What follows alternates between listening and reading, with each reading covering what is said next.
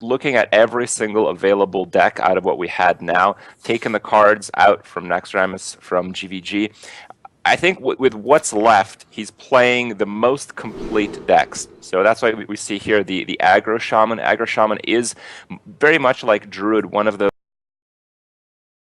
is almost nothing with the exclusion of those two sets. Oh, all right. So we're already starting to see the beginnings of how it's formulating. Like we said, aggro shaman's still much intact. They lose Crackle as one of their burst options, but they can just play a little bit more board centric, or even just use more chargers. That's always an option as well.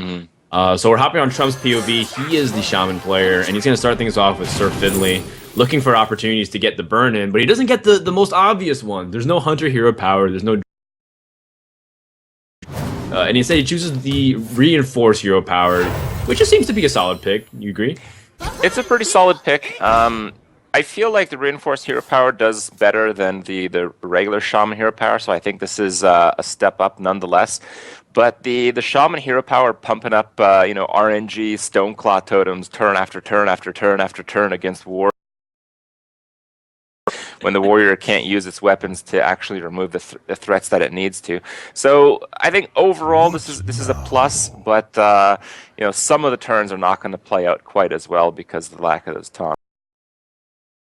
That's a really good point, because the warrior can definitely destroy aggro by, in the very early game, using these weapons to remove a lot of the minions. And outside of the very early game, the shaman deck doesn't really want to be playing minions past turn 4 or 5. That's not going to change when more cards of GvG and Naxxramas rotate out. They're still going to want turns 4 to 5 to be playing Burn, Doomhammer into more Burn, and hopefully drawing to those right card combinations. So Eloise being able to remove the board this early on is pretty big. She prioritizes removing the Leper Gnome here, and Trump, instead of feeding more into the War Axe with his Knife Juggler or Abusive Sergeant, chooses the hero power and play a little bit slow. Yeah, I think that's the way to do it. I think the Knife Juggler is much more valuable. You're very frequently facing this situation when you're in like an arena environment where your opponent has like a weapon and you can play into it, but you know you're going to run out of cards before you kill him. Time you know that your opponent, even with a good weapon, is going to make desperate plays. So I think there's a decent chance that Eloise will still kill something with her War Axe this turn, even though it doesn't seem like she needs to. There we go. Yeah, there it is. And Fierce Monkey, a card that's flown still like under the radar a lot. I know a few players did like it. Life Coach, for example, really liked the Fierce Monkey Warrior and even brought it to big premier tournaments. What's your opinion on the card? Do you think it got a lot better because we don't have as reliable taunts as we used to? It's a lot better in the standard format because we don't have minions that have to die 3 times. It just it's kind of like the boxer card. Like he's got everything that you really need, and he just doesn't minions that you have to kill 3 times. Yeah, I got you. But in like a fair battle, the monkey is quite fierce. Oh, certainly. Yep. I actually really like the monkey card too because it has many funny translations across languages. Acting, which is a pretty underrated facet of Hearthstone. Yep. Trump's gonna go ahead and try to just load up the board once again. He's got some okay tools right now to like make a small kit for pushing aggro, but still, if you can just stabilize. Ooh, Eloise doesn't get any dragon synergies though with the Blackwing Corruptor. That's pretty unfortunate. One turn earlier, Trump used the Rockbiter instead of the 50-50 chance on the Abusive, and I feel like those are indicators that Trump still feels like he's in an even or somewhat comfortable position to win this game. Usually, if you're completely out of the game, you would take risks like that. So even though Trump doesn't seem to be doing all that well in terms of the aggro game here, that he is still in a comfortable spot.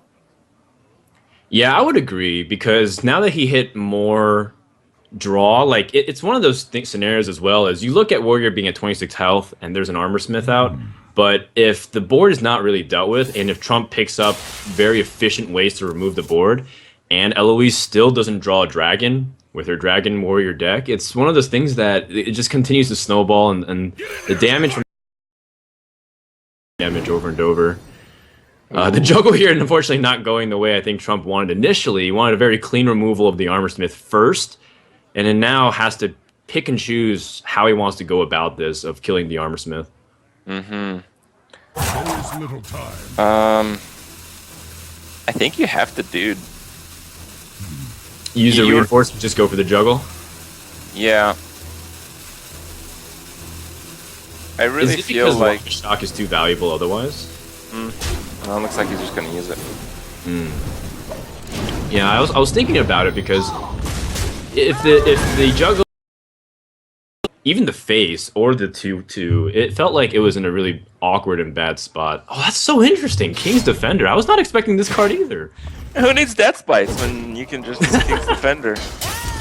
It sure beats Ogre Warmaul, that's for sure. Well, actually, with good RNG, it doesn't.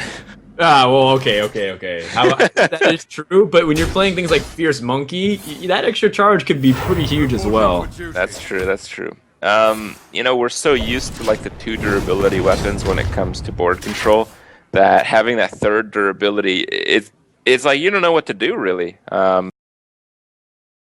But a weapon with 3 durability is so much more frustrating to play against. Still no dragon, but he's got to make the play here, or she's got to make the play. No worries, I knew exactly what you meant. You know, even though, like you said, there's no value in the battle cry effect, you still just need to play a minion. And it's one of those things too where, you know, Warrior's gonna pretty soon be able to flip the switch. I mean, Gromash is a legitimate threat if you end up using it as removal. You have to. Or if she picks up a legitimate dragon to start comboing stuff. No, I think you have to go Gromash right now. Let's see. 2 Overload. So in the worst case scenario, and you often look at Doomhammer being that case, then that's still 12 damage. You're at 20. That's still okay, and you even have Bash to climb back in it. I mean, is this the point where Eloise even starts turning the game around and maybe putting Trump on the clock? Doesn't look like it. Doesn't look damage. All right, so we're overloaded for 2. We need 6 next turn. So you can overload 2 more. Is that going to work? If we do 7, it would be a total of. No, it looks like it won't be. I wonder. Trump does not have a 2-turn lethal here, even if Eloise gains no armor next turn. Right. So this is a very tough does complicate it too. So then, do you play the removal game? I mean, it's not exact. This is exactly why something like having a hero power, which adds more damage immediately, might be the difference maker of pushing you over the edge, because that Paladin hero power doesn't translate into a lot of impact at the moment.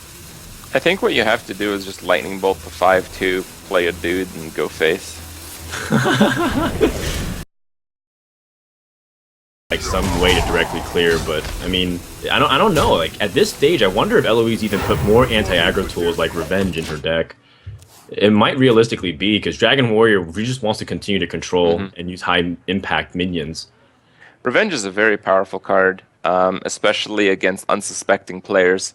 Once players start playing around it, it suddenly becomes terrible. But in this type of format, I think with so many things up in the air and so few actual known answers to things, it is the perfect card to include in your deck. It would be pretty cool. An interesting spot here, because if she attacks face with Gromash because she wants to start putting the Shaman on the clock, I believe she'll be 1 damage off lethal the following turn, because Azure Drake and Bash is a total of 4 damage on top of the 15. So that would put the Shaman at 1 HP. So, you know, if she wants to use Bash now versus just hero power and take it a little bit slower, the reason why you can use Bash is because you're anticipating picking up something else to play with your mana, so you're trying to be as mana efficient as possible. Well, I like this play. Looks like Trump's got to go Doomhammer in here. But, you know, the nice thing is that for Camp Eloise, the Rockbiter #2 has been used already, so to speak, unless there's some weird random thing to give plus attack that I'm not thinking of. Well, right now Eloise is actually dead, unless she draws a way to gain more than the 2 armor that she can from her hero power. Yep, Trump's got it. There's no way Eloise can seal out the game. I don't think there's any 0 drop of the Azure Drake. Oh yeah, there's Could have been a target dummy, right? Oh no, that's GvG! Just a little bit short of the damage, and again, it's like all these little small things do end up mattering. Once again, though, the Shaman just barely able to edge out the game, and like being able to just shut down this Dragon Warrior and get the aggro Shaman out of the way, because when you anticipate your opponent's like lineup, you just want to get as much of an edge as possible. So just by the hair of his chinny chin chin, Trump takes game number 1 over Eloise. Yeah, often in the regular Conquest format, you know, when you lose a game with a deck and you have to play it again, it's not really too big of a deal. It sometimes can actually lead into you cornering out like a specific deck or something like that. But in this environment where so few things are known, you know, you don't know what's in their deck. You don't know what their tech cards are. You don't know what kind of surprise cards they have.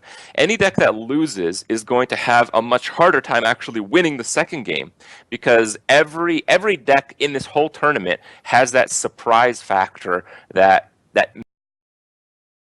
and with the surprise, that ingredient missing. I feel like, as opposed to regular tournaments with regular Conquest formats, in this one, you actually get punished a lot for losing early on. Because, like, you know, Trump knows that Dragon Warrior knows some of the cards in it, knows what to play around, knows all this stuff the next time going into it. And the next time going into it is right now. Looks like it's going to be Dragon Warrior against some form of Zulok. The classic Zoo from back in the beta days. You don't have access to a lot of convenient cards like Haunted Creeper, Nerubian Egg, Implosion. Those are some really big cards that can swing the board tempo and really start to build dominant board position. But, you know, you still have some pretty good cards that from, you know, like In-Gang Boss being one of them, Dark Peddler being another one from League of Explorers. So it doesn't feel like they lose too much. Oh, big time draw. Once again, Fiery War Axe right on the top of her deck on turn 2. And I like the observation that you made, Crip, about the more that Trump knows about the deck, the better he's equipped to mulligan correctly and be very good against it. But I mean, right now it's looking like, even though Trump, just his curve is so strong that I don't think very linearly. Like, I just want to build a very dynamic and strong board. But the nice thing is, if Eloise has a brawl, it's like when you brawl as a warrior, sometimes 3 or 4 minions come out of it, even though you're trying to clear everything but 1 minion. Well, the reason that you'd play a brawl is just because you'd have to kill minions so many times. You'd often have to like attack a minion with Death Rattle and then brawl, or, you know, the opposite way around. So I feel that with most powerful Death Rattle minions going out in the future standard block, that brawl might not be as required. You can probably get away with other form of board clears. I think stronger. I could play Revenge in some of my cheaper Control Warrior creations, and it does seem to work pretty well. The 12 HP margin seems to get 0 respect from what I've seen on ladder. Yeah, I know what you mean too. Just because people are playing around like the Deathbite Whirlwind, they're playing around sometimes even directly Whirlwind itself. But Revenge is the 3 damage AoE is such a big deal, because Warrior, a lot of their quality of their minions can survive that Revenge, but a lot of the opponent's aggro can. Interesting here move by Trump. Looks like he wanted to trade the Divine Shield, which is really powerful against Warrior. Oh no, Yeah, he actually didn't just trade. It looked like he was going to, but I think there's a case for both, but Trump has shown a lot of confidence in his Zoo game so far. But I still feel like going face is a little bit better. I think you generally have more options when you put a warrior on lower HP. You also have to keep in mind that oh, there is the brawl there. And it is usable with the coin, but I don't know. I feel like there's going to be a better play. But yeah, I feel like doing damage to a warrior's face, you got to take like the arena strategy here. the main strength of a warrior is he has so efficient and such tempo removal with weapons, and the more face damage that you do, the less of that you have to play around. And with warrior, with this deck featuring the 3 durability weapon with the King's Defender rather than a Death's Bite, means more and more hits that the warrior has to take on face. Yeah, also a good point too. Ellie's gonna remove the 2/2 here, and looks like it's just gonna bash as well to the Imp Gang boss and creating a couple of extra token imps, so that the board is loaded up with more 1/1s. I guess in anticipation of potentially more minions flooding the board, she can brawl next turn. Wow. I think I like the Dark Iron here. Same damage as the Doggy, and you don't really want to tap when you draw Doomguard. I think if there was no Doomguard draw there, the Direwolf plus tap may have been better. Yep, definitely agree here. There's still no need to overextend. Eloise going for a brawl. There's a 25% chance of Dark Iron slightly above average. Yeah. Case here. Still favored for Trump here. And Trump's going to push for another 7 damage. Eloise is on 4 HP. Yeah, not looking I don't see very how this is good. going to happen. She doesn't have an activator for the execute. Revenge would be pretty good off the top. We just have to keep in mind that I feel like while she has a lot of good answers, if she ever falls behind, it's so difficult to come back on the board and gain life in an appropriate way. With Shield Maiden out, with Antique Healbot out, you're so limited on how you bump up your HP after you've actually started the recovery process, and it seems that might be a bit of a weakness. And we see Trump ahead 2 points to 0. Eloise has only revealed her warrior deck, but Trump does have that druid, and we talked about it. Druid doesn't really lose really anything. I mean, I think anything is the closest way to talk about it. So that's broken down a little bit against Druid, which is just so powerful. Yeah, Druid is still extremely explosive, just like you said. They don't lose anything for Force of Nature Savage Roar. The biggest thing they lose is the Pilot Shredder and Dr. Boom, which have very sticky and very strong. However, I am interested in the variations of Druid. So, for example, if you're anticipating a lot of aggro in this format, again, because you're missing Sludge Belcher and Tekiobot and Zombie Chow, then you're probably more likely to play things like a Darnassus Aspirant, which the more aspirants you have, the better the Warrior matchup does get, just because it's early game that's easy for Warrior to remove. So, I think there's still this like weird floating range, right, where sometimes Warrior can actually be decent against Druid, as long as Druid gets like not that great of a start and Warrior can get off to a very good start. It's not an unwinnable matchup. It's just very tough in the mid stages of the game. You don't even have access to cards like Shield Maiden anymore as Warrior, because that was a GvG card, and Shield Maiden is one of the most impactful cards because it not only gained you life, but it also was a 5/5 body to contest Druid stuff. I think the main problems. Oh wow, this Darnassus is going to get obliterated by the Eloise champion if it gets played out this way.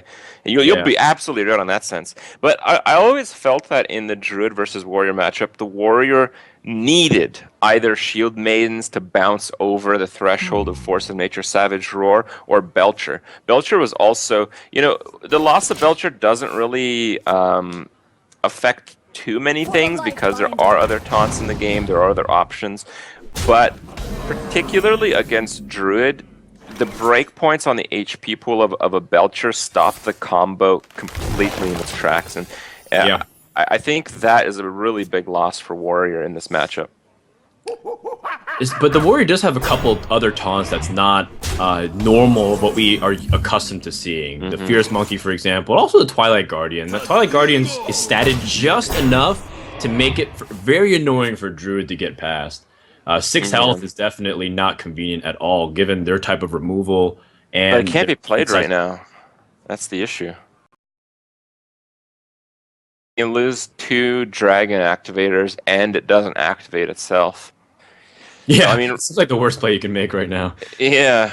I feel like Eloise just has to trade the board and probably play the other Eloise champion.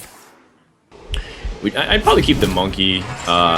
like alive here, and instead of trading this Alex Strasser's charge, just because it's just you want more damage onto the board in case plays Druid the Claw or something else, and Trump can take it very. You have the same amount of damage next turn.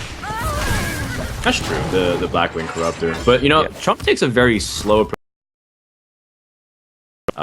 Killed very easily, and it's one of those things where, I mean, if you're Eloise, you're just gonna command the board position, and Druid's also taking a lot of damage with follow-up charge minions on the warrior side to potentially swing this. I wield the power. Well, the Darnassus does absolutely nothing, just as predicted. But it's kind of like what we were saying. If the warrior can take initiative, and now Eloise is hitting the perfect dragon synergies. This is in contrast to game number 1, where she had almost no dragon synergy until the final moments of the game. It almost certainly doesn't matter at a certain threshold what Druid does, because Druid is in the same position. It's not like it got better at removing the board at all. In fact, it got slightly worse at impacting the board if you take out cards like Dr. Boom. So I'm still really liking the position that Eloise is in right now. Yeah, she's kind of winning a little bit more and more. It's like she has like an extra stat point over Trump's Druid board every turn. So it does absolutely seem that way. We see the swipe draw, which is possible, the spell damage buff off the Azure Drake, but that still doesn't. That's still like 1 spell damage short of what you want. Yeah, because it's a 5/2 swipe, and they're at 6/3 right now, so very inconvenient. And execute for more tempo. I mean, the Azure Drake, but I can't really imagine anyone. I guess maybe Shield Slam would be only 4 damage. No, I think this game is basically over. We also have to keep in mind that with the exit of Dr. Boom, at least in like the 1 stage past meta, which we're probably what we're seeing right now in the tournament, BGH is probably not going to see any play in this tournament as a result. So something like Gromash is going to be such a big problem for the Druid to deal with. That is a pretty interesting observation. I mean, Dr. Boom was one of the most common reasons why you put Big Game Hunter in a deck. And once again, like we keep mentioning, if you're anticipating a lot of aggro decks, or even Druid decks, to be honest, they don't have many targets for Big Game Hunter. So it's pretty valid if you want to, take out Big Game Hunter and use that extra card for consistency in your deck. Completely viable option, I think. So Eloise here has... Well, she picks up the Fierce Monkey so that King's Defender actually gets an extra charge. Pretty convenient draw here, I'd say. Let's go face. Ooh, do you want to go face? I guess so. You're running kind of low on cards, and it doesn't look like you'll be drawing much else soon enough. So, yeah, putting that lethal on the board there. Good one. Trump gives some respect to the damage push here. Plays the Ancient of War. That puts him at exactly 1 HP. That second Ancient of War, though, that could be pretty big. Oh, no. Can't do it. Chad is probably spamming lethal. Yeah, an 11 mana lethal. 9 mana. I'm sure you could pull that off if you're a professional Hearthstone player. She just needs to draw Innervate, I think, is the key here. Actually, I think she actually has lethal if she draws Bash. The slam, execute, Bash, and then Slam. 3. Yeah. And I wouldn't put it past any player to bring a few obscure cards. Like, I don't know. I'm kind of a big fan of the Argent Horse Rider in any deck in this format, because it does remove things without Death Rattle, and things without Death Rattle don't spawn 1/1s to kill the Argent Horse Rider. So I could see that being played in any deck in this format. I could see Kurkron Elite perhaps being played. That's a bad card. Yeah, it's just funny because it's like another weapon here that she doesn't need for a while. That's that second Ancient of War, though, that can be backbreaking. Well, how much damage is this? Let's give some credit to the damage here. Each Savage Roar is 6, so it's 6 plus 5. That's 17 plus 8. That's 25 damage. Trump's gonna have lethal next turn. Oh, insane. you mean the Ancient of War being played? Yeah, if he plays Ancient of War here, Trump is threatening lethal, and Eloise cannot stop it with her current hand. So Eloise has to get lucky with a card here, even though she was dominating the game up until last turn in such a big way. Savage Roar does Savage Roar things. Oh, no dragon! Wow. Looks like this is That's going to be a it. Trump sweep. A 3-0. And you know that Emperor Thorson being able to hit that second Savage Roar too was really big because like say the claw that would have been just the key to ending the game here. Man, that's pretty unfortunate. You can't really do anything from this position as the warrior because you have no activator. And here you get to see directly like, you know, if something was like Death Spite, you know, Eloise had the chance of hitting face twice with this weapon, which would have been the 2 damage difference of killing the druid, or even having an activator for Grombash. Like, Oh, no, Death Spite would have been straight up lethal last turn because Death Spite would have comboed with Execute to kill the last Ancient of War, and it would have activated Grombash to do 10 face damage. So Death Spite versus King's Defender was just proven to be absolutely inferior in this game already. Yeah. You know, the third charge not making a big difference, so that's going to wrap it up. Assuming Trump sees the lethal. Now, you know, I completely respect Trump enough, but you know, he also has proven me wrong a couple of times on this. Yeah. All right, you got it. I mean, that is lethal. It's pretty easy play to make. There it is. So Trump's going to move on in the winner's bracket, and once again, despite having a bad start, is able to really rock this Dragon Warrior, which can't really finish it out. And you know what? We kind of brought up, or you know, I'll take responsibility. I brought up Dragon decks that was kind of mentioned, but you know, I guess it's just not as consistent. Plus, there's also really weird cards in the deck as well, like the Draconoid Crusher. I wasn't really expecting that at all. Not really sure. Yeah. I think you actually swayed me, even though it was absolutely crushed, and your theory was not proven at all. I think when Standard actually goes through, I do think Dragon Warrior has a lot of those tools, and with some Blizzard intervention on possibly a few cards, I could absolutely see this deck seeing quite a lot of play. So even though it did not get demonstrated, my faith has been restored to some reasonable degree in the Dragon Warriors. Yeah, well, you know what? Maybe there's hope. We'll have to see as Blizzard continues to fill the holes, but the biggest hole right now is the one 0-3 and immediately sent to the loser's bracket. She's not eliminated, but she will be playing that game off stream while we move on. In the meantime, we're going to get ready for our second match of the day. It's Amnesiac from Team Archon, the young 15-year-old prodigy, versus Tice, the European regional champion from last year. I want to give a shout out to the Curse Network for being able to support this event and putting it on, as well as Hearthpwn. Check out all the cool stuff over at Geek Fuel as well, as they are also supporting the event.